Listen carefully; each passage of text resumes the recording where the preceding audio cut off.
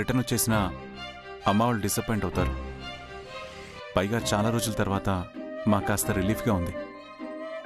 We need this time and space. అనుకున్నట్టుగానే ఈ 3 days trip complete చేసుకుని వచ్చేస్తాం. ఓకే ఆర్య, నేను దామోదర్తో మాట్లాడి మీ ట్రిప్కి అవసరమైన అన్ని అరేంజ్మెంట్స్ చేయమని చెప్తాను. లేదంటే నన్నే రమ్మంటావా? అన్ని దగ్గర చూసుకుంటాను. ఏం అక్కర్లేదు, తమరక్కడే ఉండి ఇల్లు ఆఫీస్ చూసుకోండి చాలు. రామేశ్వరం పోయినా శనీశ్వరం వదలలేదని ఇక్కడ కూడా నీ బ్రహ్మచారి కాపలా నాకేం అవసరం లేదు. సర్లే, ఏం చేస్తాం, ఉంటాను మరి. Bye bye. సార్, మనం మలేషియా వెళ్ళడం లేదు కదా? సారీ అను, డిసప్పాయింట్ అయ్యావా? అస్సలు కాలేదు సార్. ఎందుకంటే ఎక్కడో మలేషియాలో ఉన్న నా కోసం అంత శ్రమపడి ఏమొస్తావు, ఇదిగో ఇక్కడ కూడా ఉన్నాను చూడు అని ఆ సుబ్రహ్మణ్య స్వామి మనల్ని ఇక్కడికి రప్పించుకున్నాడు కదా సార్. సో నాకు చాలా చాలా చాలా సంతోషంగా ఉంది. ఇంకా డిసప్పాయింట్ దేనికి? నీలో నాకు నచ్చింది ఇదే అను. దేనికైనా అడ్జస్ట్ అయిపోతావు. నువ్వు ఎక్కడుంటే అక్కడే సంతోషాన్ని వెతుక్కుంటావు. సార్, మీకు ఒక విషయం చెప్పనా? మన ప్లాన్స్ కంటే కూడా ఆ దేవుడు ప్లాన్స్ చాలా థ్రిల్లింగ్ గా, సర్ప్రైజింగ్ గా ఉంటాయి. సో వాటిని ఎంజాయ్ చేయాలి.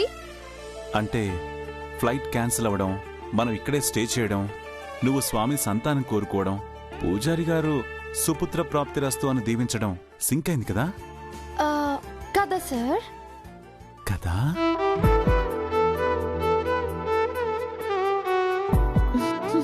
అను,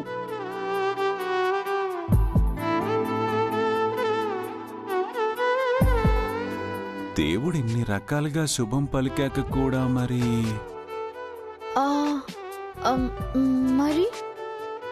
మరీ దీవెనలు తీసుకుంటే సరిపోతుందా? అవి ఫలించే ప్రయత్నం కూడా చేయాలి కదా? అంటే ఏముంది, మలేషియా సాక్షిగా జరగాల్సిన శుభకార్యం కాస్త కోనసీమ అందల సాక్షిగా జరిగిపోవాలన్నమాట. ఆపేయ్. నువ్వు సార్ అంటే చాలు స్పీడ్ బ్రేకర్ సౌండే వినిపిస్తుంది. ఈసారి మాత్రం స్పీడ్ బ్రేకర్స్ కి నో ఛాన్స్. అది కాదు సార్, కార్యం అంటే మీరు నేను ఉంటే సరిపోతుందా? ఏ కోనసీమలో అందరికి స్పెషల్ ఇన్విటేషన్ ఇవ్వమంటావా? అబ్బా సార్, దానికి స్పెషల్ బట్టలు ఉండాలి కదా. మన లగేజ్ అంతా ఎయిర్పోర్ట్ లో స్ట్రక్ అయిపోయింది. ఎలా మరి? బాను, ఇక్కడ షాపులకు కొదవా, స్వీట్స్ కొదవా? పద, టక్క షాపింగ్ చేసేసి కావాల్సినవన్నీ కొనేసి త్వరగా రూమ్కి వెళ్ళిపోదాం. ఏమంటావు?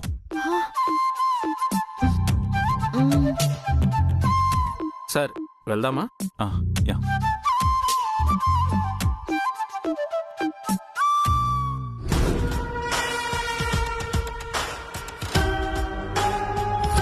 Boss, okay boss. అతనికి డౌట్ వచ్చిందని బాస్ ఇక్కడ ఏ మూమెంటో తీసుకొద్దన్నారు. నెక్స్ట్ స్పాట్ మెసేజ్ చేస్తారంట. Let's move.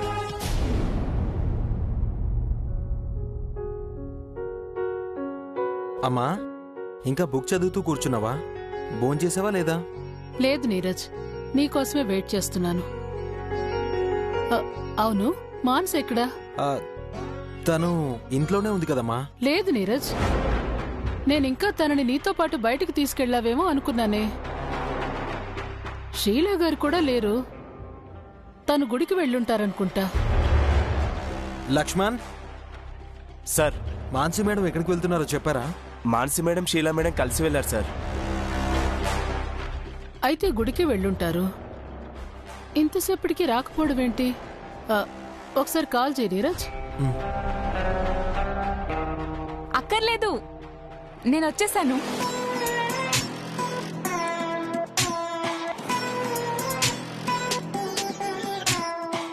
ఏంటి వదిన మాత, అమ్మాయి కనిపించకపోయేసరికి కంగారు పడ్డారా? కడుపుతో ఉన్నవాళ్లు ఆధ్యాత్మిక ప్రవచనాలు వింటే మంచిదంటారు కదా. అందుకే తనను కూడా నాతో పాటు గుడికి తీసుకువెళ్లాను. మంచి పనే చేశారు. కాని వెళ్లే ముందు నాతో ఒక్క మాట చెప్పుంటే బాగుండేది. సారీ వదిన మాత, ఆలస్యం అయిపోతుందని వెళ్ళిపోయాము. పర్లేదులేండి, వెళ్ళి ఫ్రెష్ అయ్యి భోంచేద్దాం. వదిన మాత, ఒక్క నిమిషం మీరు కూర్చోండి, కూర్చోండి. ఇదిగో మాత, లోపలికి రండి.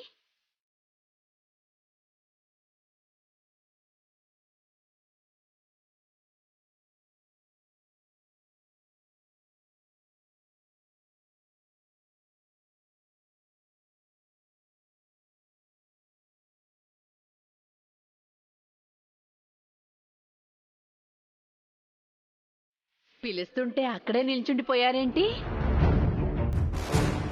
లోపలికి రండి మాతా.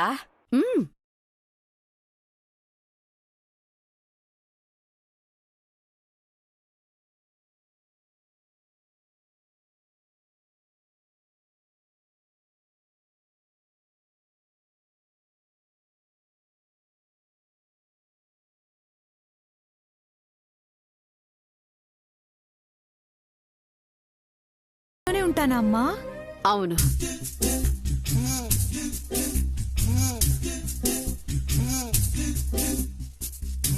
మీరు నిజంగా దేవతమ్మా.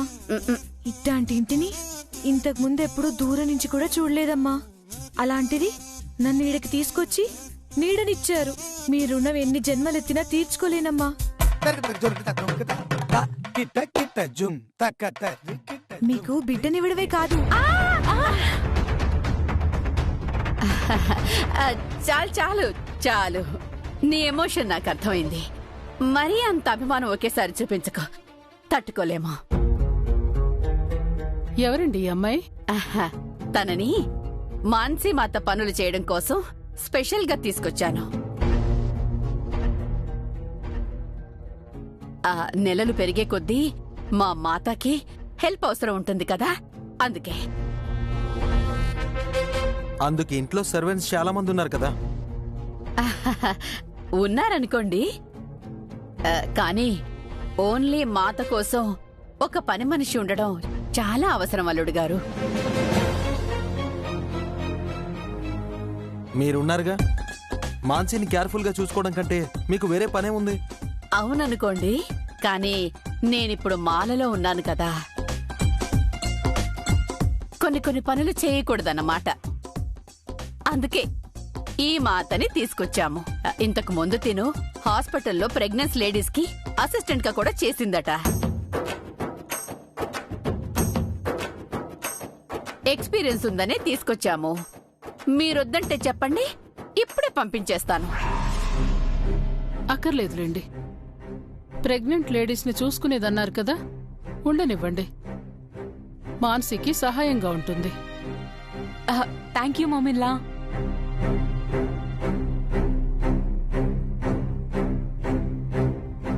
నీ పేరేంటమ్మాయి? కళమ్మండి. ఇంతకు ముందు ఎక్కడెక్కడ పనిచేసావు? నేను రోడ్ల మీద రోడ్ల మీద తిరిగే అంబులెన్స్ సర్వీస్ లో కూడా వర్క్ చేసింది మాత. అన్ని వివరాలు కనుక్కొని తనని ఇంటికి తీసుకొచ్చాను మాత. మనం 100% నమ్మొచ్చు. సరే, ఈ ఇంటి పద్ధతులు, ఎవరెవరితో ఎలా నడుచుకోవాలో తనకి వివరంగా చెప్పండి. జాగ్రత్తగా పనిచేసుకో అమ్మాయి. అలాగేనండి. చూడండి, మీరు వైల్డ్ కార్డ్ ఎంట్రీతో సేఫ్ జోన్లో కూర్చున్నారు. మాన్సీ విషయంలో ఏదైనా పొరపాటు జరిగితే మాత్రం ఈసారి ఓన్లీ ఎగ్జిట్, ఎంట్రీలు ఉండవు, గుర్తుంచుకోండి. జై భవానీ, జై భవానీ. మీరు ఫ్రెష్ అయ్యండి, భోంచేద్దాం. అలాగే.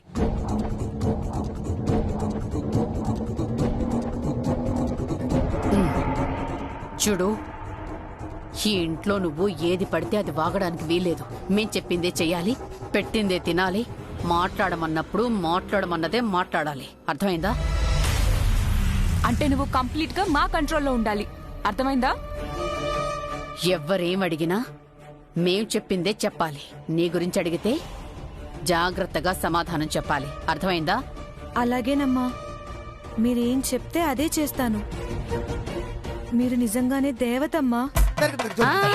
చాలు చాలు, లే. సరే, పద పద బేటి, పద.